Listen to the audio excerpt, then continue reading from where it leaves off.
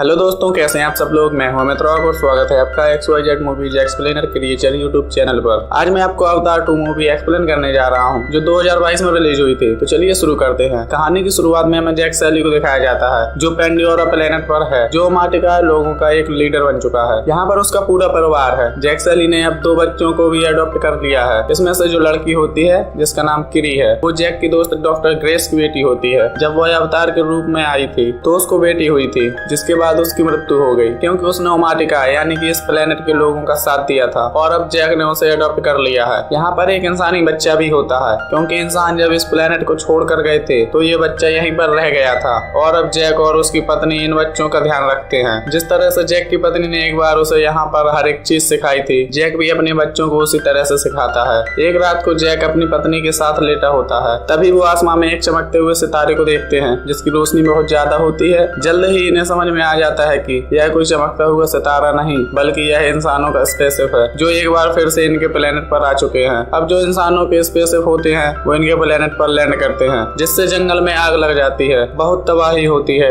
और अब स्पेसशिप के दरवाजे खुलते हैं, जिसके अंदर से इंसान जो मशीन के अंदर बैठे होते हैं वो बाहर निकलते हैं। साथ ही बड़ी बड़ी मशीन भी होती है, और इनके सामने जो कुछ भी आता है ये सबको कुचलते हुए लगातार आगे बढ़ते चले जाते हैं। जैक और उसकी पत्नी सब देखकर बहुत दुखी होते हैं, लेकिन वो इनकी मशीन और टेक्नोलॉजी के सामने टिक नहीं सकते, इसलिए वह इनका विरोध नहीं करते। वहीं हमें इंसानों की एक लैब में दिखाया जाता है, जहां पर बहुत सारे अवतार होते हैं, और वहां पर जैक सैली का भी अवतार होता है, जो अभी अभी होश में आया होता है, और वो पूरी तरह से बेकाबू होता है। उसे बताया जाता है कि आप कर्नल हैं, आपको मार दिया गया था, जिसके बाद हमने आपके DNA से इस अवतार को बनाया है कि आप इस प्लेनेट पर आराम से सर्वाइव कर सको। दरअसल इंसानों ने इस प्लेनेट की तरह के लोगों के बहुत सारे अवतार बनाए होते हैं, क्योंकि इस बार वो किसी भी कीमत पर जंग को जीतना चाहते हैं। वहीं हमें जैक सैली और उसकी पत्नी और लोगों को दिखाया जाता है, जो इंसानों की एक ट्रेन को तबाह कर देते हैं, जिसमें बहुत सारे हथियार और इंसानों के लिए खाना होता है। जैक अपने साथियों के साथ उनके हथियारों पर कब्जा कर लेता है, और अब जब ये बात कर्नल को पता चलती है तो वो कहते हैं कि हमें जैक को खत्म करना होगा। वो इस ग्रह के लोगों का लीडर है, उसी के कहने पर यहाँ पर सब कुछ होता है। तभी यहाँ पर कर्नल की भी सीनियर ऑफिसर आ जाती है, जो कर्नल को बताती है कि जब भी हम अपने फ्लाइंग ऑब्जेक्ट उन लोगों में भेजते हैं तो वहाँ पर जो उड़ने वाले क्रिएचर्स हैं वो उनके ऊपर हमला करके उन्हें तबाह कर देते हैं। ये सुनने के बाद कर्नल तय करता है कि वो अपने साथियों के साथ जंगल में पैदल ही जाएगा।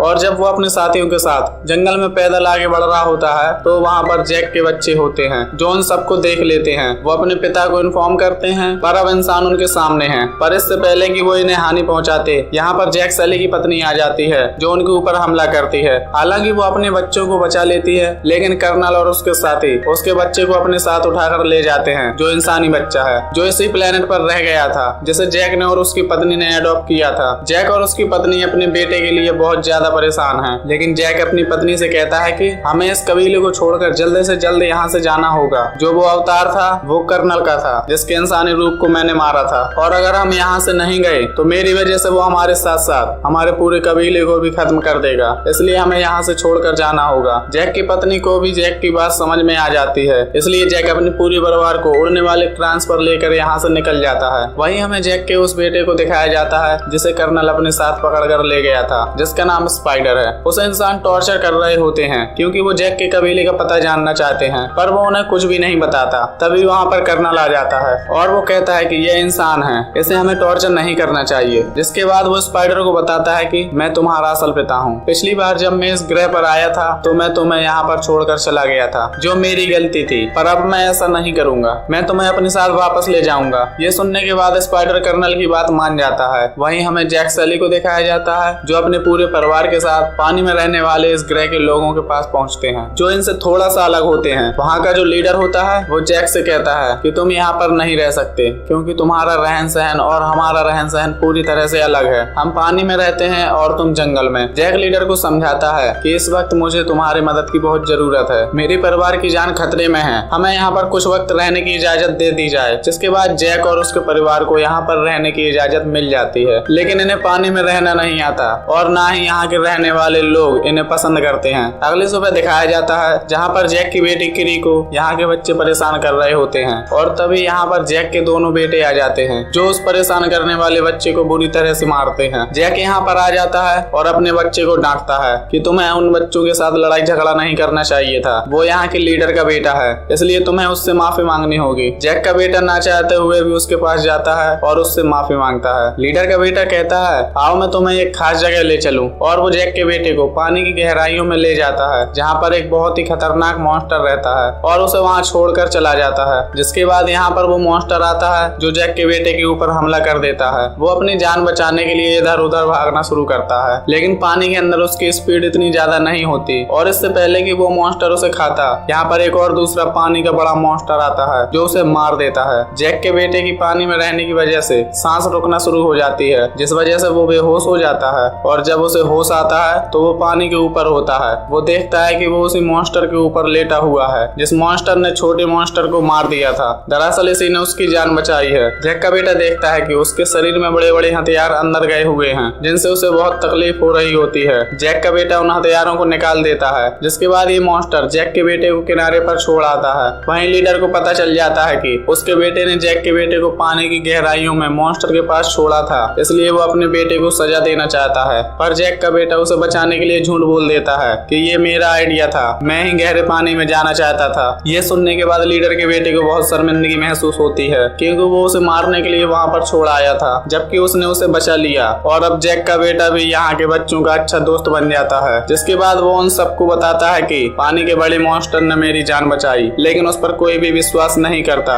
जैक का बेटा एक बार फिर से उसी मॉन्स्टर के पास जाता है जहाँ पर वो उसके साथ बहुत एंजॉय करता है। वहीं हमें कर्नल को दिखाया जाता है जो जैक को ढूंढ रहा है। वो किसी भी तरह से उसे ढूंढकर उससे बदला लेना चाहता है, लेकिन उसे नहीं पता कि जैक अपने परिवार के साथ कहाँ चला गया। कर्नल जैक के अडॉप्टेड बेटे स्पाइडर की मदद से यहाँ के कल्चर के बारे में बहुत कुछ सीख लिया होता है। साथ ही अब वो रांस के यानी कि उड़ने वाले पक्षी के ऊपर बैठकर फ्लाई कर सकता है, जिस पर बैठकर वो स्पाइडर के साथ एक आइलैंड पर पहुंचता है। वहाँ के लोगों को ये बंदी बना लेते हैं और उनसे पूछते हैं क्या तुमने जैक को देखा है। वो जैक की फोटो भी उन्हें दिखाता है, लेकिन वह बताते हैं कि हमने इस शकल के किसी भी नाविक को यहाँ पर नहीं देखा। कर्नल को इससे गुस्सा आता है और वो वहाँ के पानी के क्रिएचर को मार देता है, जिससे स्पाइडर को बहुत बुरा लगता है। वो कहता है ये सिर्फ मछली पकड़ने वाले नावी हैं, इन्हें कुछ नहीं पता। कर्नल उन लोगों से पूछना बंद कर देता है, लेकिन इस जगह को जलाकर वो निकल जाता है। इसके बाद वो कई और कबीलों के पास जाता है और उसे किसी भी कबीले से कोई भी इंफॉर्मेशन नहीं मिलती। वो कई नावी लोगों को मार देता है और अब जब ये समुद्र के रास्ते जा रहे होते हैं तब इनके सामने समुद्र का बहुत बड़ा क्रिएचर जो अपने बच्चे के साथ तैर रहा होता है, ये उसके ऊपर हमला करके उसे मार देते हैं। जिसके बाद ये उस क्रिएचर के मुंह के अंदर जाते हैं जहाँ से उसके दिमाग से यह एक लिक्विड निकालते हैं और ये लिक्विड इतना ताकतवर होता है जो भी इंसान इसे अपनी बॉडी में इंजेक्ट करेगा या पिएगा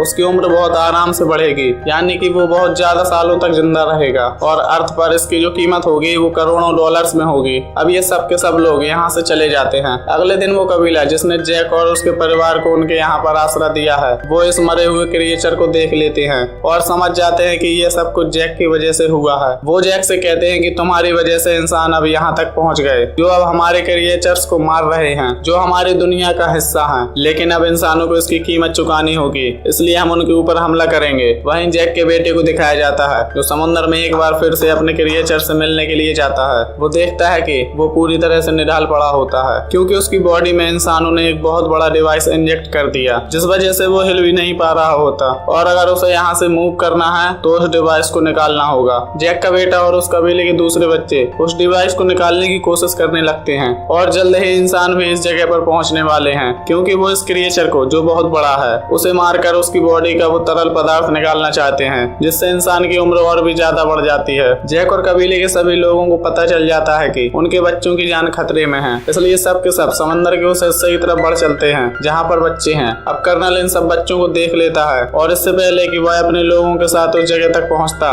बच्चे क्रिएचर की बॉडी से उस डिवाइस को निकाल लेते हैं और उसे समुद्र की गहराइयों में ले जाते हैं ताकि उस क्रिएचर को छुपा सकें। कर्नल के लोग बच्चों के ऊपर लगातार हमला कर रहे होते हैं और इसी हमले में कबीले का जो सरदार होता है उसकी बेटी की जान जाने वाली होती है, लेकिन जैक का बेटा उसे बचा लेता है। पर अब कर्नल और उसके लोग बच्चों को जाल में पकड़कर शिप में ले आते हैं। जैक भी अपने साथियों के साथ यहाँ पर पहुंच जाता है, लेकिन वो देखता है कि कर्नल ने बच्चों को शिप के फ्रंट पर बांधा होता है, इसलिए वो उन पर हमला नहीं कर सकता। कर्नल जैक से कहता है कि अगर तुम अपने बच्चों की जिंदगी चाहते हो तो तुम्हें अकेले शिप पर आना होगा और जैक इस बात के लिए मान जाता है क्योंकि वो अपने बच्चों को अपने लोगों को बचाना चाहता है। पर इससे पहले कि वो शिप तक पहुंचता वो क्रिएचर जो समुद्र का सबसे बड़ा क्रिएचर है जिसकी जान जैक के बेटे ने बचाई थी वो इनके शिप के ऊपर कूदकर तबाही मचा देता है और यहाँ जैक और उसके साथियों को मौका मिल जाता है। वो कर्नल और उसके लोगों के ऊपर अपने साथियों के साथ मिलकर हमला कर देता है। इंसानों के बीच में और नावी लोगों के बीच में बहुत घमासान युद्ध हो जाता है, जिससे बहुत सारे इंसान मारे जाते हैं। साथ ही कुछ नावी लोगों की भी मृत्यु हो जाती है। लेकिन इस लड़ाई में जैक के बेटे की हालत बहुत ज्यादा खराब हो जाती है और जल्द ही उसकी भी मृत्यु हो जाती है, जिससे जैक की पत्नी को बहुत दुख होता है और अब वो कर्नल से अपने बेटे की मौत का बदला लेना चाहती है। लेकिन अब भी उसका एक बेटा और एक बेटी जिसे उसने अडॉप्ट किया था,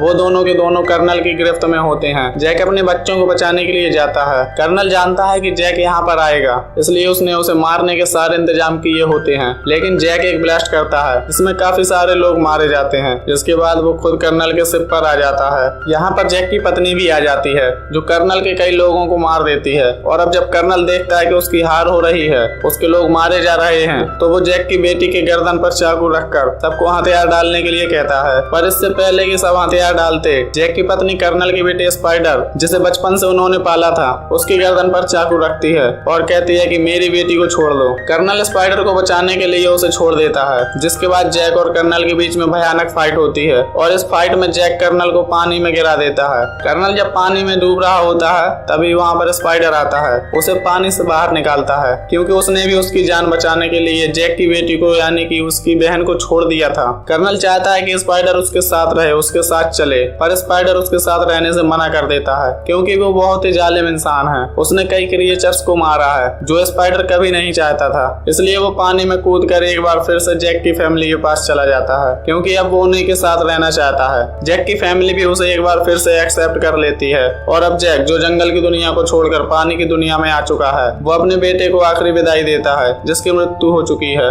उसे पता है कि उसकी अब इंसानों से बड़ी जंग होने वाली है, जो उनके प्लेनेट पर एक बार फिर से आकर पूरे के पूरे प्लेनेट को हथियाना चाहते हैं। और इसी के साथ ये फिल्म यहीं पर खत्म हो जाती है। उम्मीद करता हूँ कि ये कहानी आपको पसंद आई होगी।